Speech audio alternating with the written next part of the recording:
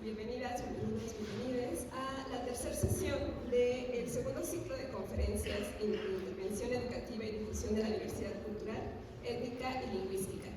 El día de hoy, además, conmemoramos por la fecha del 21 de mayo, que es mañana, el Día Mundial de la Diversidad Cultural para el Diálogo y el Desarrollo. Y en conmemoración a ello tenemos hoy a invitado muy especiales, a la profesora Alba Liliana Amaro, el profesor David Araví, quienes nos van a presentar la conferencia magistral Producción de materiales culturalmente pertinentes sobre temas emergentes. Les cedo la palabra para que puedan presentarse y les escuchamos con atención. Gracias. Pues, Jimmy, muchas gracias por la invitación. Si hablo sin micro, ¿me oyen acá? No, ¿verdad? Entonces,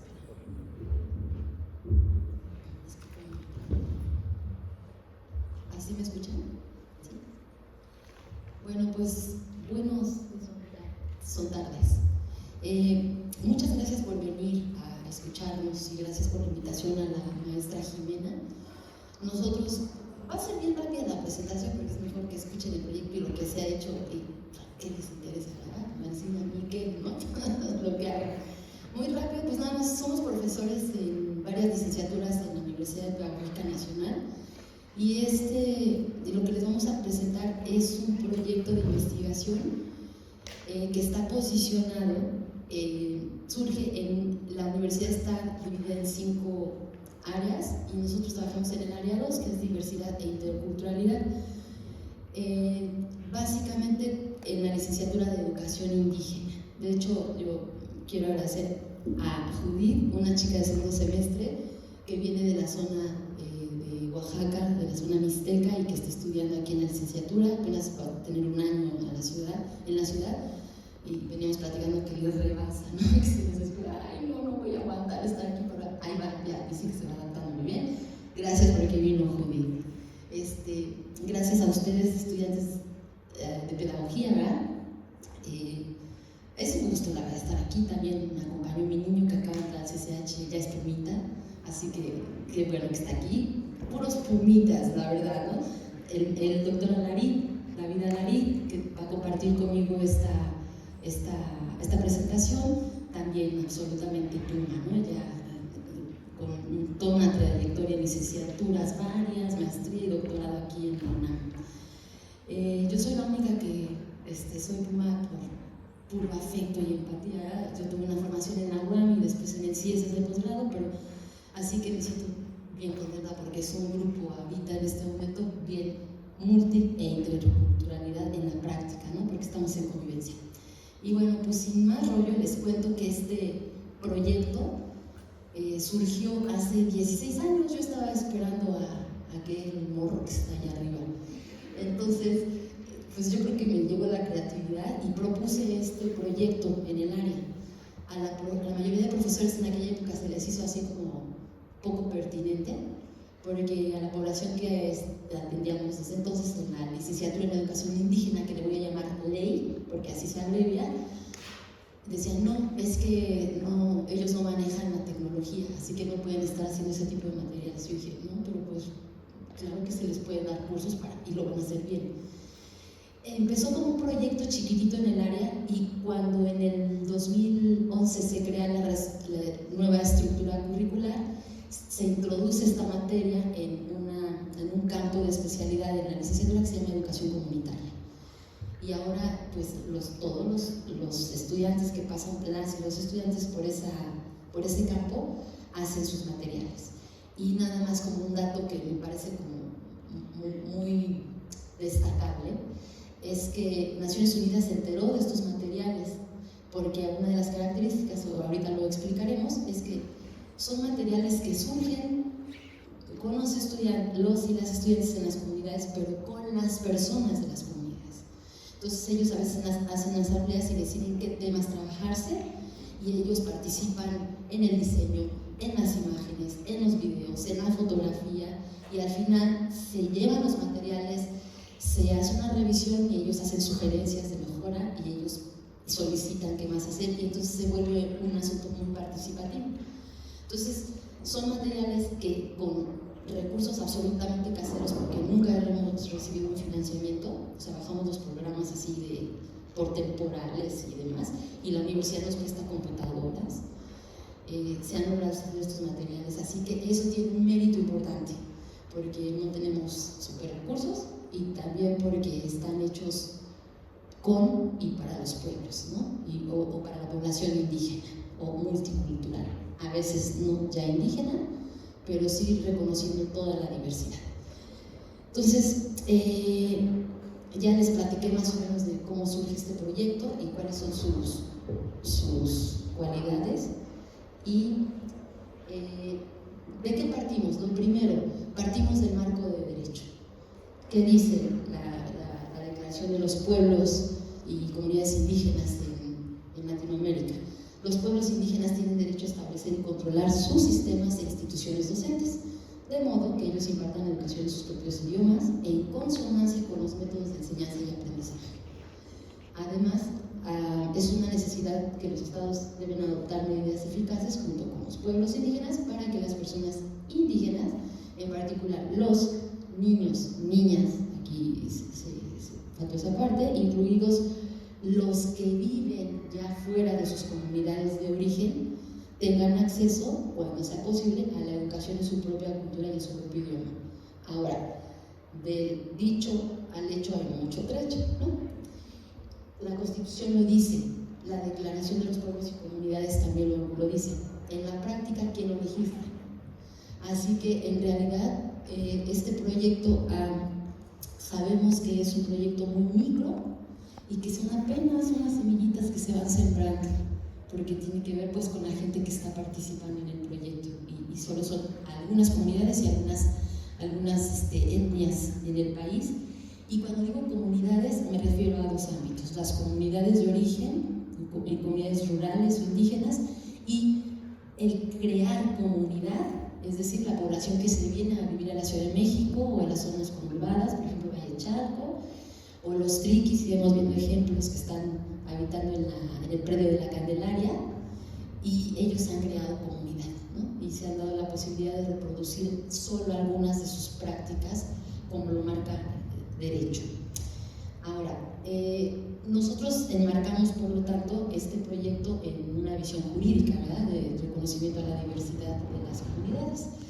Y bueno, aquí no me voy a tardar más, pero lo estamos fundamentando en el marco de derecho, porque me parece que es muy importante que las personas, y bueno, cuando se discute en el seminario, con los que participan en el seminario, este seminario en el que seguimos creando materiales año con año, están ya egresados, egresadas, tituladas, ya tienen doctorado y seguimos en el, o sea, quienes se van subiendo pero nadie se baja. Entonces ya es una comunidad la que se ha creado bien interesante, y ellos y ellas participan en la revisión de los nuevos proyectos de la gente pues, que va incorporándose a la licenciatura. Entonces es muy importante, y como sugerencia siempre para que ustedes creen sus materiales, fundamentense y enmárquense en el asunto del derecho, es bien importante. Sí. ¿Por qué partir de la comunicación intercultural en la elaboración de los materiales? Pues evidentemente para crear un proyecto de este calibre, además ahora porque ya Naciones Unidas aloja nuestros trabajos, pues hay que justificar toda una perspectiva teórica, conceptual, metodológica que nos dé respaldo, nos fundamente, ¿verdad? Porque si no, no lo sacamos de la manga como los conejos. Hemos intentado hacer magia y no nos sale. Entonces, nos estamos basando en la perspectiva de comunicación intercultural de Wilkins, y que postula que para lograrlo hay que crear una atmósfera que promueva la cooperación y el entendimiento entre diferentes culturas, la sensibilidad a reconocer las diferencias culturales y una apreciación de la singularidad cultural. Él le llama tolerancia para las conductas de comunicación ambiguas y deseo de aceptar un esperado y flexibilidad para adoptar alternativas, pero lo hemos discutido mucho, que tolerancia no suena a soportancia, aunque no existe el término. Si ustedes me lo permiten, así lo hemos visto, porque es así como, bueno, sí eres distinto, está bien, te acepto, pero no te me pegues, ¿no? Entonces, pues, eso no significa un reconocimiento y un intercambio, ¿no? Una aceptación. Entonces, más que tolerancia es reconocer y aceptar y respetar, ¿no? Y que en verdad logremos una comunicación, un diálogo, ¿no? En donde me doy cuenta que el asunto de la diversidad en las escuelas no sea un problema, sino que sea una riqueza que potencie las formas de enseñanza y de aprendizaje en el aula, por ejemplo. Y pasa lo mismo con las comunidades. Tampoco tenemos una actitud de tan poca aceptación y respeto que, bueno, lo que está viviéndose en Palestina y demás, ¿no? Sí. Uno de los aspectos más importantes de este proyecto tiene que ver con recuperar sus pedagogías propias. ¿A qué se refiere esto? Fíjense que hemos intentado una y otra vez, y se cuida mucho, que no se trabajen prácticas como que les llaman muy bonitas, muy folclóricas, porque pues ya la folclorización pues ya lo ha hecho Lina, lo ha hecho el INPI y un montón de instituciones, ¿no? La CGIB, etcétera, etcétera, e incluso las propias universidades, ¿no? No se trata de eso. Cuando hablamos de pedagogías propias es cómo son los procesos propios de enseñanza, de aprendizaje al interior de las comunidades, y estamos partiendo de la vida cotidiana. Entonces, no se trabajan necesariamente las prácticas más visibles o las que les parecen más lindas o más atractivas.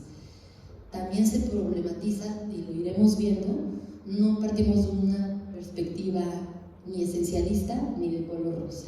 O sea, no estamos diciendo que, wow, las comunidades todo es maravilloso y armónico, y ellos tienen una relación de súper armonía con el entorno. Sí hay algunas comunidades que responden más a esto, pero no son todas las comunidades, no podemos generalizar. También identificamos en algunas el deterioro ambiental, también identificamos en otras comunidades, lo iremos viendo, pues, por ejemplo, la presencia, caciquismo, ¿no? Discriminación intraétnica, la presencia de grupos delictivos, etc. Entonces, no estamos folclorizando, eso es muy importante. Entonces, ¿qué estamos reconociendo en este asunto de ver las particularidades? Bueno, reconocemos mucho a Gilberto Jiménez, pues, ustedes orgullosamente trabaja aquí en UNAM todavía, ¿no? Gilberto Jiménez. Idioma, códigos no verbales, concepción del mundo, rol que se desempeña en las relaciones y patrones de pensamiento. Ahora, ¿de qué se trata? De producir materiales educativos, fíjense bien. Y en esta perspectiva de los materiales educativos pueden entrar materiales didácticos. Los materiales educativos pueden abordar temáticas mucho más grandes, y los materiales didácticos ya per se en sí mismo contienen estrategias, por ejemplo, didáctico-metodológicas, lúdicas, etcétera, pero ya muy puntuales, destacando, por ejemplo, procesos de evaluación, procesos de comprobación de conocimiento y demás. Y lo educativo, pues pueden ser materiales, por ejemplo, un documental, que si bien no está hecho para pensarse en una materia, puede abordarse en una materia porque el docente o los estudiantes, las y los estudiantes, le ven ese sentido, ¿no? Para discusión de las temáticas que se están viendo. Y bueno, entendemos que producir estos materiales responde a las necesidades de los pueblos, colonias, comunidades, pues, del país, sin menoscabo de su cultura, y sabemos que no es la respuesta. Ya reconocemos el tamaño micro del proyecto, pero desde luego puede ser algo que sí contribuya al logro de los derechos.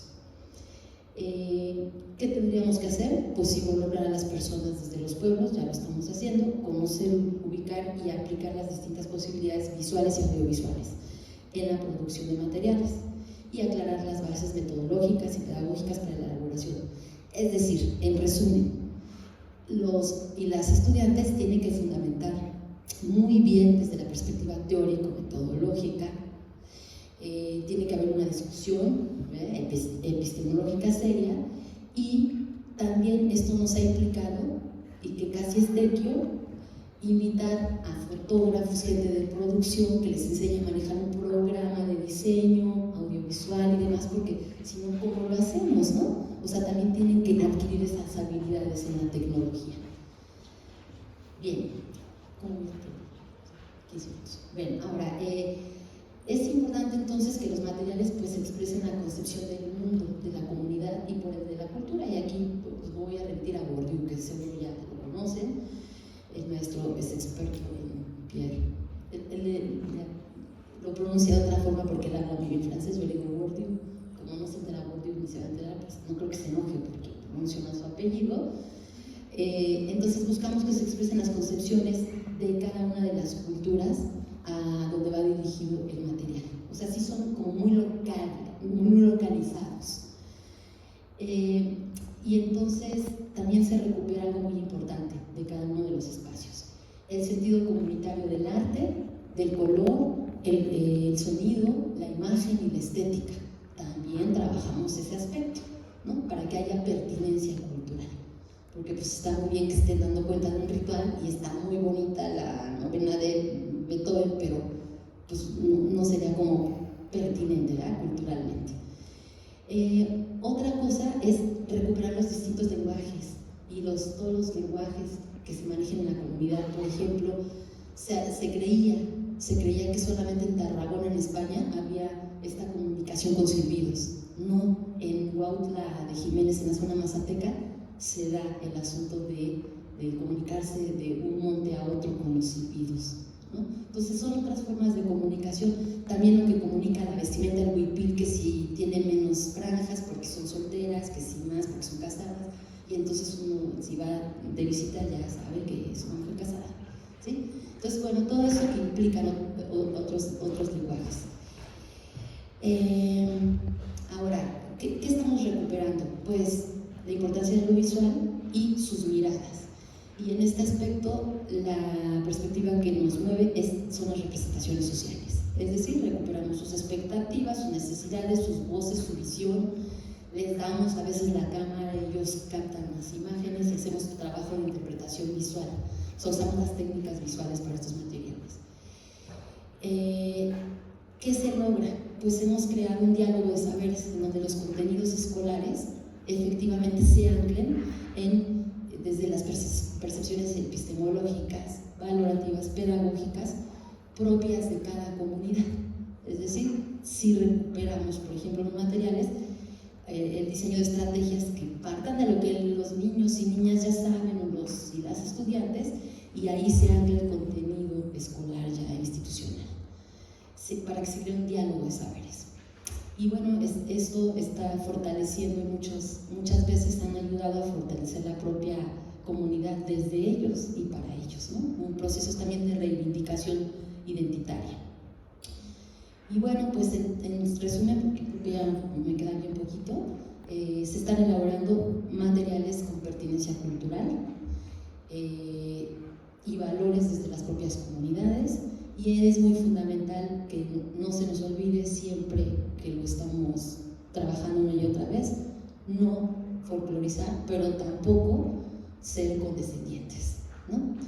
Y a mí me gustaría, antes de darle la palabra a David, el doctor, ya saben que nos dicen, es que doctor, sí, ahorita que le doy la palabra, pero me gustaría mostrarles un primer material que muestra, voy a presentar muy rapiditos, y va a mostrar cómo se hace comunidad, los triquis que han venido de Oaxaca y que además fueron expulsados primero de origen, los de San Juan Copala, y cómo están creando comunidad en un edificio en la Candelaria de los Patos. O sea, francamente este edificio está habitado por triquis y es su espacio comunitario.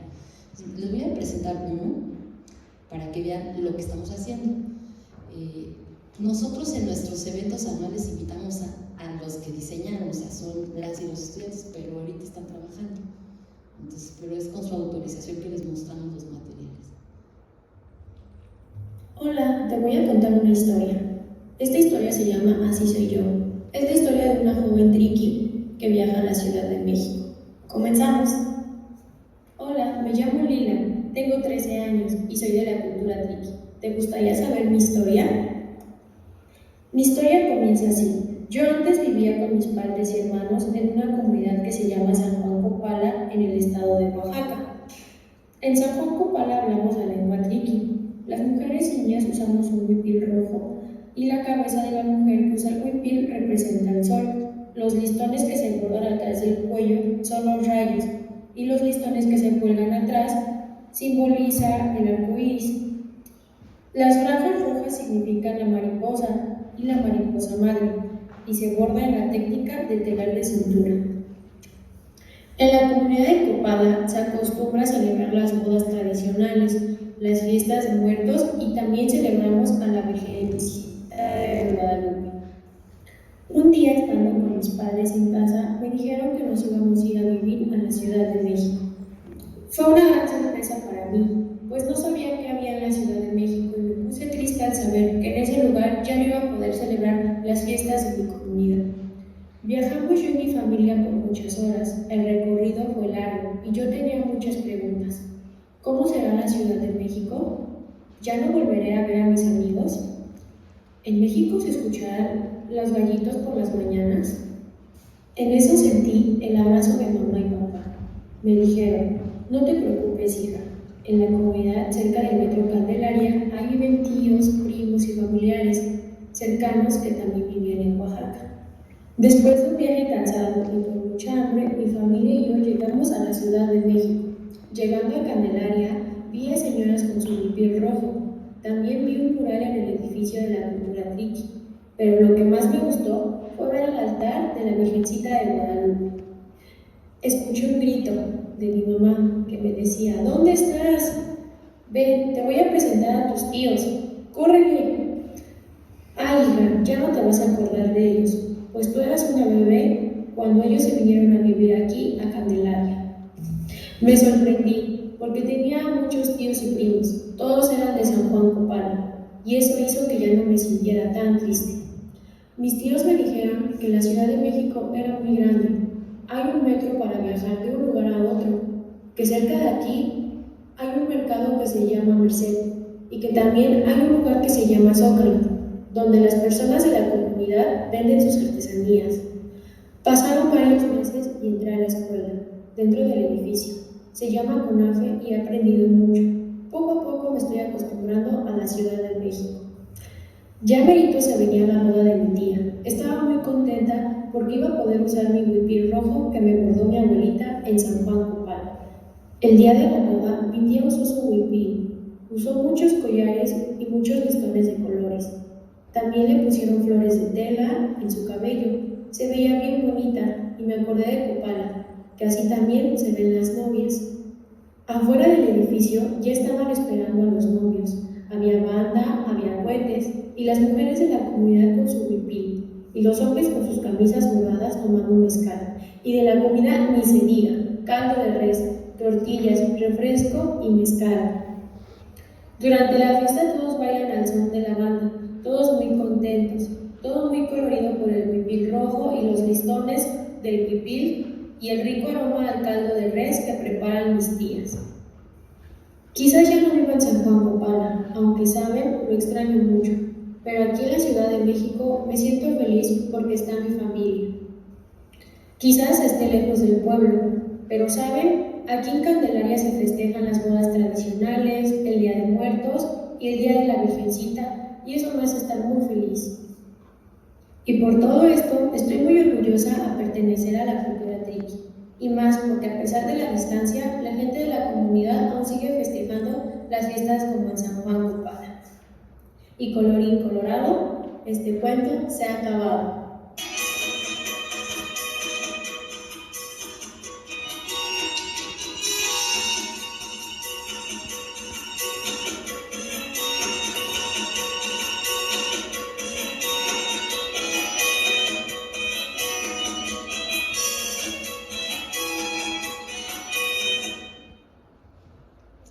Bien, pues aquí acabamos de ver uno, yo les voy a mostrar muy rápido.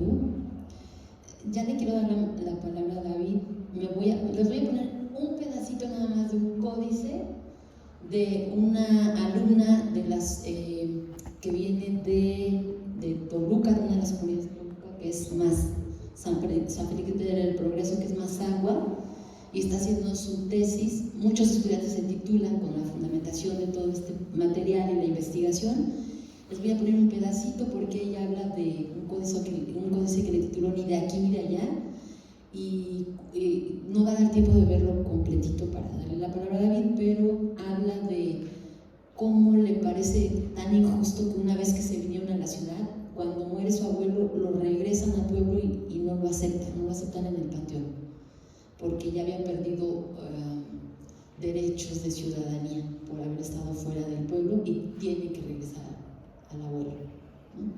Entonces les pongo nada más un pedacito. Códice, ni de aquí ni de allá.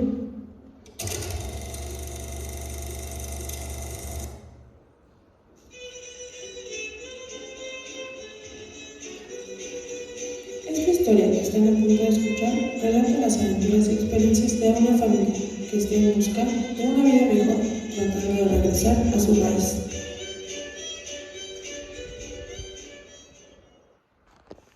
Todo comenzó en el lugar de los venados. Era un espacio donde convivía la gente venado.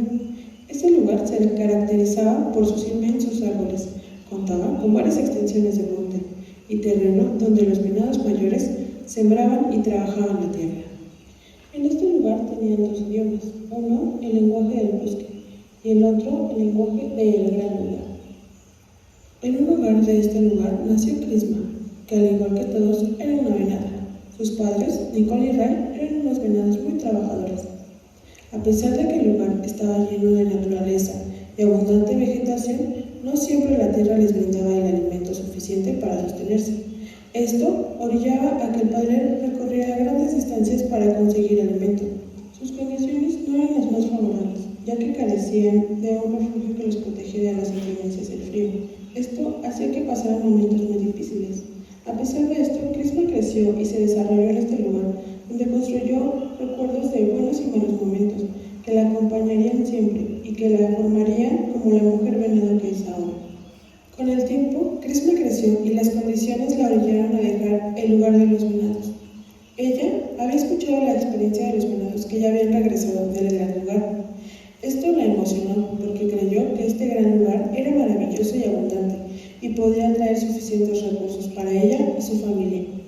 Al llegar al gran lugar, desafortunadamente la realidad la golpeó y se dio cuenta que este gran lugar del que todos hablaban no era tan mágico ni maravilloso. No se comparaba con el bosque donde ella vivía. Era una jungla llena de especies diferentes, corriendo por todos lados. A pesar del sentimiento de nostalgia y soledad que sentía Crisma, tuvo que adaptarse a este gran lugar, ya que Los voy a dejar bien picados para que luego nos visiten en la página. Si da tiempo lo proyectamos al final, ¿sí? Para no robar tiempo. Y por último voy a cerrarlo. Este cuento también por ejemplo, si ustedes se fijaron en lo que voy pasando este cuento, dicen yo y mis otros compañeros triquis, bueno, estamos respetando los testimonios textualitos de los y las infantes. Por eso es que ahí ustedes ven un asunto de gramática, ¿no? De sintaxis y demás. Y los dibujos pues son hechos por los propios niños, niñas y jóvenes de la comunidad. Aquí vemos otro cuento también del predio de la Candelaria, que ya está en triqui, pues está en una doble versión, son materiales bilingües. Ahí se lo voy poniendo. Miren, o sea, yo les pediría que pongan atención a la mujer con su huipil, porque esta le hicieron unas jovencitas triquis. Cómo dibujar, cómo se ven a sí mismos, ¿no? Por eso les digo, el asunto de las representaciones sociales, vean a toda la comunidad triqui abajito, si se logra ver. Cómo representan, ¿no? La diferencia entre el pueblo y donde viven ahora. Este cuento habla de la reconfiguración identitaria de los y las jóvenes y también hace un contraste, ¿no? Entre cómo tienen estrategias de sobrevivencia para no ser discriminados y discriminadas aquí en la Ciudad de México. Y bueno, también esta chica, yo creo que en esta semana le dan su comité lector y ya se titula Tania, una chica que se llama Tania. Gaby, te dejo.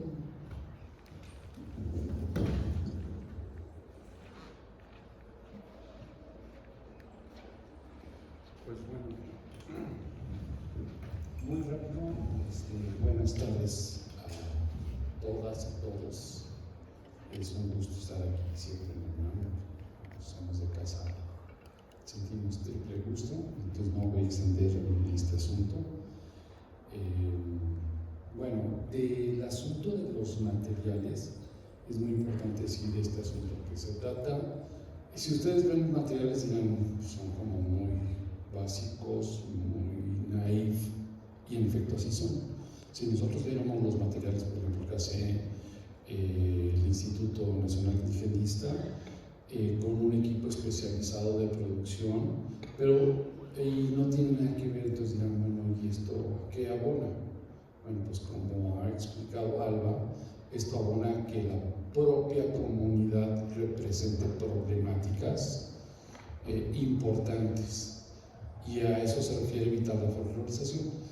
Vamos a encontrar muchos materiales hechos por expertos que no reflejan la visión actual de la gente de la comunidad, y son materiales para consumo externo. Nosotros estamos trabajando en esta idea de que la propia comunidad produzca materiales que les lleven a reflexionar sobre cuestiones acuciantes. Entonces la pregunta es, ¿estos materiales a quién van dirigidos? ¿Cuáles son sus propósitos? Como decía Alba, estamos absolutamente en contra de la folclorización, la esencialización, que tiene que ver con una idea de cierta antropología que llegó con culpa a intentar redimir a las comunidades desde la culpa de representar a los colonizadores. En este caso estamos en contra de esta idea, ¿no? Es la propia comunidad o partes de la comunidad mostrando problemáticas de la comunidad, y tiene que ver con una idea que nosotros sostenemos, y es que la diversidad, o sea, decía de la tolerancia, como si hiciéramos algo muy generoso al ser tolerantes. No, la diversidad es y no pide permiso, es y se manifiesta y está ahí, y entonces lo que intentamos es abrirle un espacio para que esta diversidad se exprese. Y al rato que hable de a qué nos referimos con temas emergentes, partimos de esta idea. La diversidad está, se manifiesta y no pide permiso, ¿no? Y aquí está, en este auditorio seguramente sí podríamos platicar nuestras historias, veríamos cuán diversos somos, y podemos ser una comunidad diversa que se acepta, que trabaja y que puede tener objetivos comunes, que no necesariamente los tiene, porque a eso se refiere esta idea de no romantizar, no inventarnos la narrativa de que porque somos de la UNAM somos tales y cuales cosas, ¿no? Al final somos lo que hacemos, diría por ahí el gran jorobado de Cerdeña, que me imagino que habrán leído por lo menos en algunos textos alusivos a él, me refiero a Antonio Gramsci. Bueno, entonces estos materiales tienen la característica de que parte de la comunidad plantea qué problemática les gustaría expresar. ¿Y cómo lo hacemos? A ver, les voy a poner rapidísimo este pedacitito. Que madrugan para ayudar a sus padres María y Manuel a trabajar el campo. En la parcela, Manuel y María, antes de empezar a trabajar, se persignan pidiendo que su trabajo no sea en vano. Aunque Tomás y Ana no comprenden lo que hacen sus padres, también se persignan siguiendo el ejemplo que les dan. El quebrar la tierra para Tomás es difícil desde el primer día, pues aún no sabe hacerlo correctamente, pero con el tiempo aprenderá. Por eso sus padres lo llevan al campo desde niño. María, antes de la siembra, desgrana el maíz con la ayuda de Tomás y Ana para que aprendan. Ok, bueno, Este es una muestra de que estos materiales se llevan a la comunidad. Una vez que han sido producidos, el joven que estaba a la derecha es el alumno que produjo este material de la comunidad de Chalam, municipio de Tenejapa, en los Altos de Chiapas. Y entonces la gente expresó cómo veía el material e hizo señalamientos muy interesantes, ¿no? Y ahorita me voy a referir a ellos. Entonces partimos también de la idea de que los materiales tienen una producción con una intencionalidad, pero eso no quiere decir que quien recibe estos materiales lo recibe igual desde el mismo enfoque que quien los produjo. Entonces partimos de la idea de quien consume estos materiales tiene su propio punto de vista, y entonces nos importa este punto de vista recuperarlo para que los materiales expresen estas visiones y sean instrumentos cuando menos de reflexión, ¿no?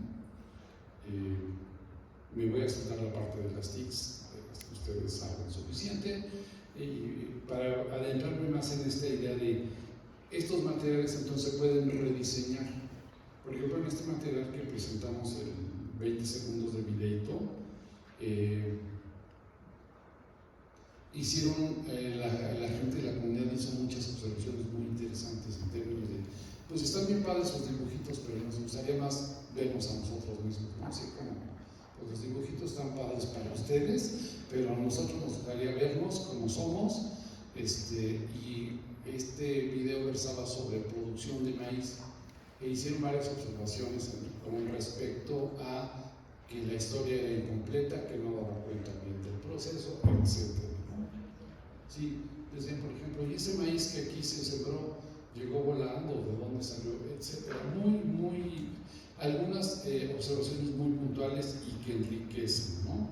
Bueno, y entonces tendría que decir que es por definición, pero valdría la pena explicitarlo, que estamos recurriendo a lo visual porque es uno de los elementos más poderosos ahora para comunicarse. Tampoco tendría que abundar mucho eso porque seguramente ustedes han trabajado mucho este asunto.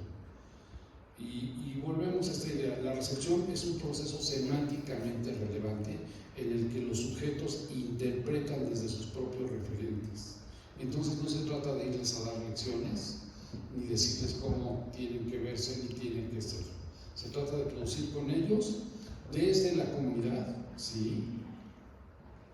Y abordando aspectos relevantes. Bueno, aquí les platicaba este asunto de cómo Romeo, siendo de esa comunidad, produce un material que pasa algo interesante, porque Romeo ya sufrió un proceso de resocialización que hace que ciertas de las cosas que él dice ya no las refracte igual que si él no hubiera salido de la comunidad, ¿no? Y entonces este asunto del ir y venir entre distintos espacios y qué aportar o qué puede aportar la academia a las comunidades es un asunto entonces que ahí está a debate. Bueno, al final estuvo muy padre esta experiencia, muy padre y muy significativa. Digo, padre es esta parte de lo afectivo, que también es muy importante para nosotros, porque al final la gente terminó diciendo, sí, esos somos, ¿no?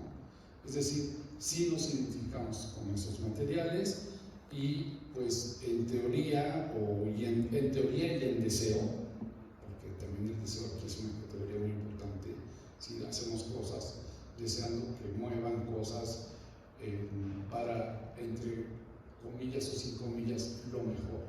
Es decir, nunca hay una no intención, siempre hay una intencionalidad de jugar un papel de movilizar elementos de la propia comunidad que jugasen en favor de los intereses de la comunidad, ¿no?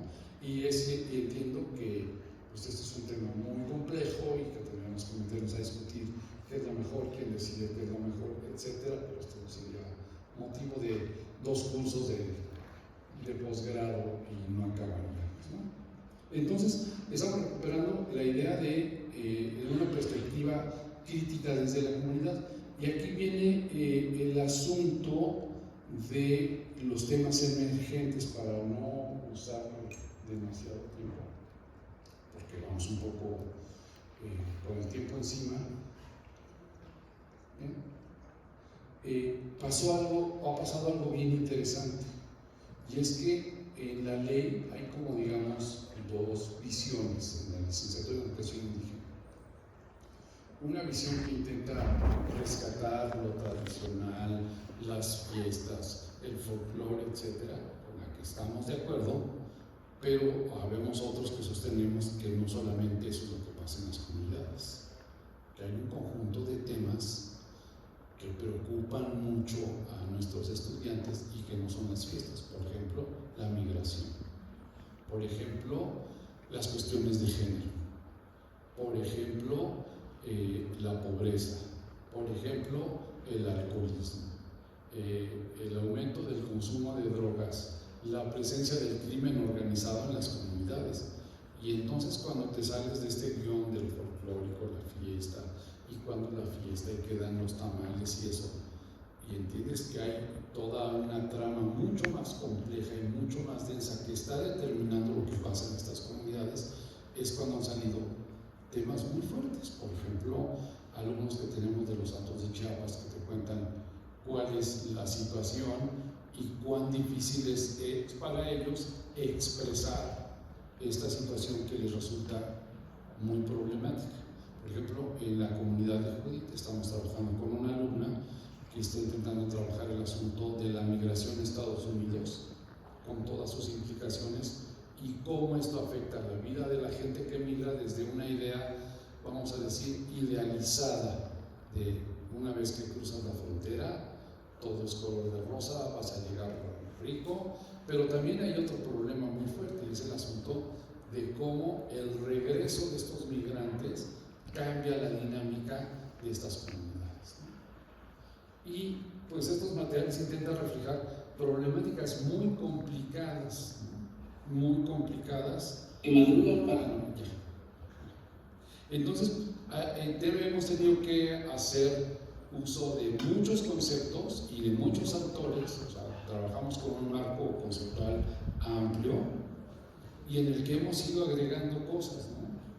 Como el asunto de la interseccionalidad, es decir, el problema de ser mujer, indígena, migrante, monolingüe, etcétera. No es un problema, no es un problema de género, ni es un problema de clase social. Por ejemplo, en el caso de las mazalas, que vienen a trabajar a la ciudad en servicio de casa y tienen toda una problemática, etcétera. Es decir, un cúmulo de problemáticas que inclusive el concepto de interseccionalidad nos ayuda a entender cómo se entrelazan en visiones muy complejas y cómo estas